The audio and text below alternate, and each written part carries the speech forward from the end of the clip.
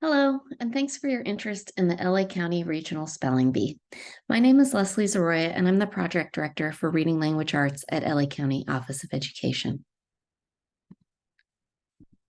Here's what I'll review today. I'll tell you the basics about the competition, review how you can participate, go through a few key points regarding hosting your own school and district bees, give a few pointers for preparing spellers for competitions, and then finish with direct next steps. So what is the LA County Regional Spelling Bee? Essentially, it's an oral competition for students in grades 4 through 8. These students must be deemed district level spelling bee champs in order to participate in the county's regional competition. This means that your district is willing to stipulate that they are representing the district in this capacity. More on the logistics of that in a minute. The competition is held yearly in March, lasts about 2.5 hours, and the top two grade 4 through 6 winners are sponsored by the county to attend the state elementary spelling bee in May with their parents. The overall winner goes on to the Scripps National Spelling Bee at the end of May. All participating students receive gift bags and certificates. If you would like to participate, it's fairly simple. Every year, a registration link is sent out to districts in September. They complete the short registration, indicating a contact person for the district. This person then receives all communication regarding the competition.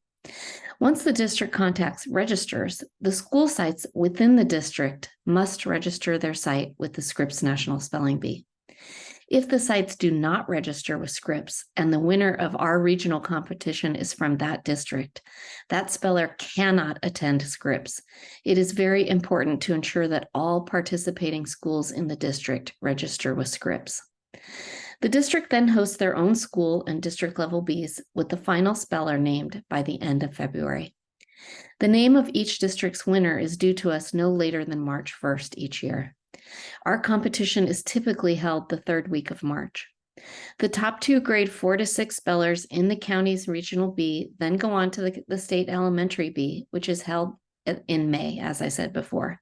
And then the overall winner will go on to the Scripps National Spelling Bee the last week of May. So here are a few FAQs that we typically get. So what if you've never held school or district bees? What do you do? Well, the answer to that is that you need to do a little prep work to get one going. It requires a coordinator who can assemble the needed judges, round advisors, and spellmaster. The coordinator also puts together the word list and helps set up the actual competition. The good news is that once the sites register with Scripps, they provide everything. Study materials, the word list, all the rules, forms, procedures. It makes it very easy. What if only one school in the district wants to participate? So let's say you have 6 elementaries in your district and only one wants to have a spelling bee.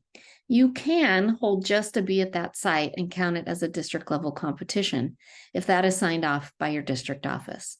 I will say, though, that it puts your winner at a disadvantage in the county's regional competition because it means they only have experience winning against students at their own site and not going up against other students in a second competition. Next, we often get asked about charter or private schools. Since this is a county regional level competition, we strive to get district and not site level winners.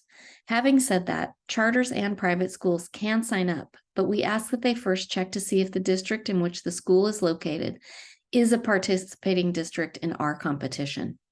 If they are, then the first step would be to join in that district competition.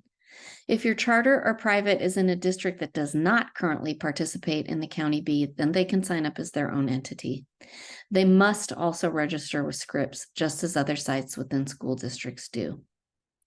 And then for the last question, yes, we do have resources for you, which I'm going to share with you now. So, as I mentioned earlier, Scripps really does have everything you need to run site and district spelling bees. When you go to www.spellingbee.com and register your site, you will see a full page that looks something like this. When you scroll to the school level tab, you'll see study lists for each grade level and competition lists and other resources. It really does take the legwork out of running site and district competition. These resources are updated each year, so ignore the date you see here. They update in August of each calendar year. I often get asked, what is the best way to prepare students for a bee? Let me start with saying does not work well. Giving kids the word list to study. I know this is controversial, but having kids memorize lists of words inevitably ends in student disappointment. The students who have studied word lists usually get eliminated in the first few rounds. The ones who make it to the later rounds are kids who know how language works. They study word parts, Greek and Latin roots and affixes, and they know how to break words apart and look for patterns. They know phonics rules. They also read a lot and have exposure to lots of vocabulary. These kids also play word games, which also relates to understanding how words work. In a proficient speller, you can almost see a student who gets a word they have never seen or heard before, process that word in their head, take it apart, and begin to spell it. They know how words work and can figure it out. Kids who memorize lists do not have that same knowledge, and under pressure, usually freak out and spell it incorrectly. So if I was preparing students, I would do what you see here on the screen. I would make sure students know how words work. Scripps does put out study guides, and you can certainly use those, but having a deep knowledge of language is a better bet for ensuring students move up in the rounds of the bee. The other important piece is to teach the rules of the bee.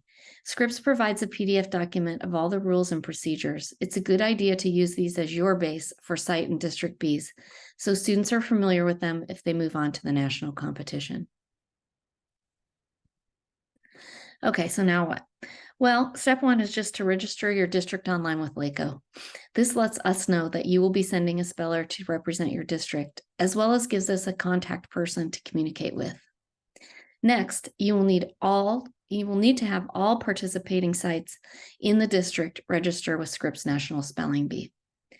Then backwards map your own competitions, both school and district, to align with the county's regional bee timeline. Ours aligns with the state, so to ensure that our winners are able to compete at the state level in May.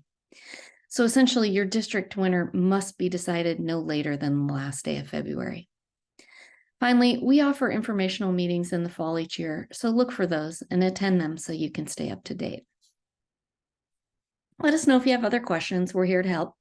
You can reach out to me directly, or you can go to our LA County Regional Spelling Bee website listed here for the current list of important dates and events for the current school year.